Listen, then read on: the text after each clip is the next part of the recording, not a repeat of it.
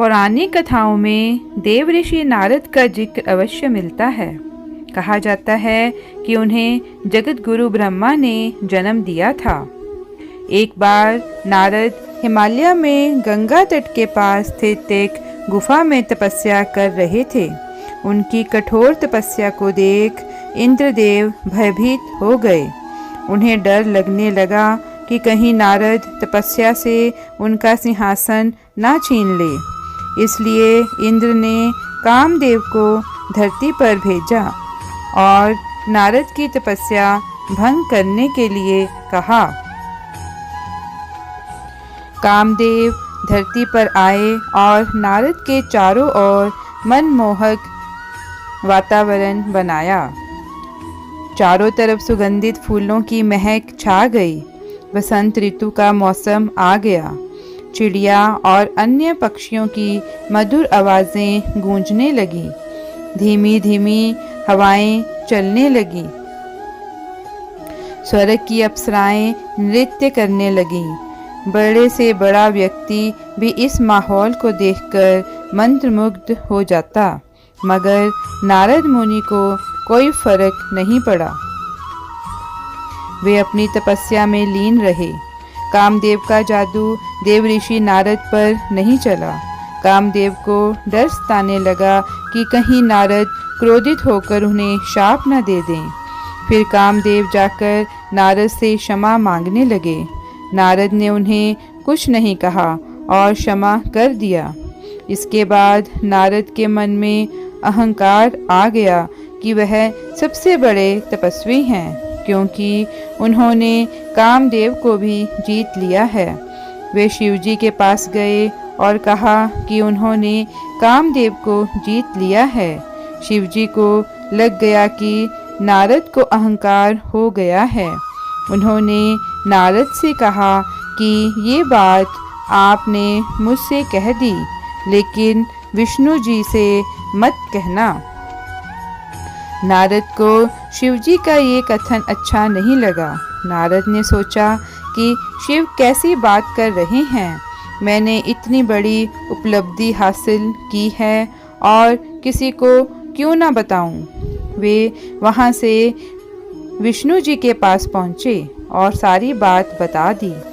भगवान विष्णु को भी लग गया कि नारद अहंकारी हो गए हैं। उन्होंने नारद का अहंकार दूर करने के लिए एक उपाय सूझा।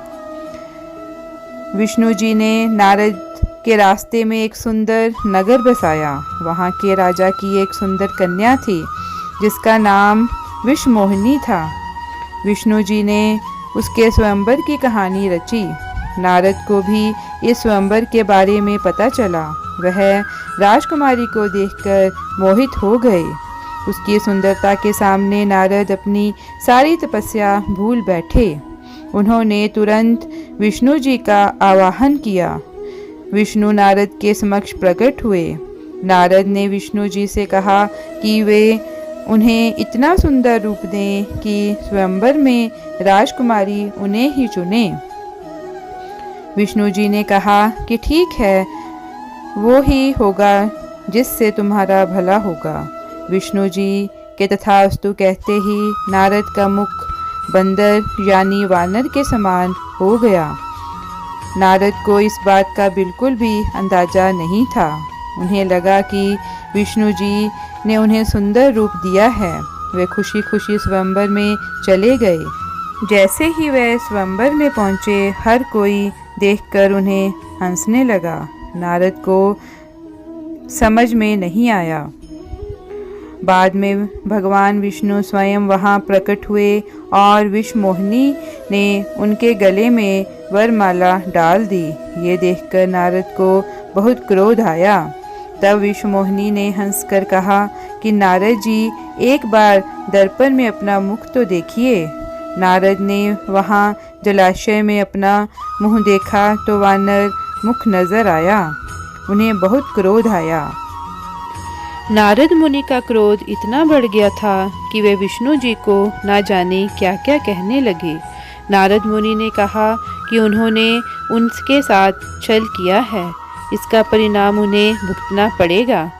आपने मनुष्य रूप धारण कर विष मोहिनी को प्राप्त किया है। ऐसे में मैं आपको शाप देता हूँ कि आप मनुष्य योनि में जन्म लेंगे और स्त्री वियोग से गुजरेंगे। आपने मुझे वानर बनाया है, इसलिए आपको वानरों की ही मदद लेनी होगी। विष्णु जी ने नारद मुनि के शाप को स्वीकार किया और अपनी माया के प्रभाव से नारद मुनि को मुक्त किया। मुक्त होने के बाद नारद मुनि को पछतावा हुआ, लेकिन वो शाप वापस नहीं ले सकते थे। उनके शाप के कारण ही विष्णु जी को श्री राम के रूप में जन्म लेकर सीता माता का वियोग सहन करना पड़ा था। जय श्री राम। धन्यवाद।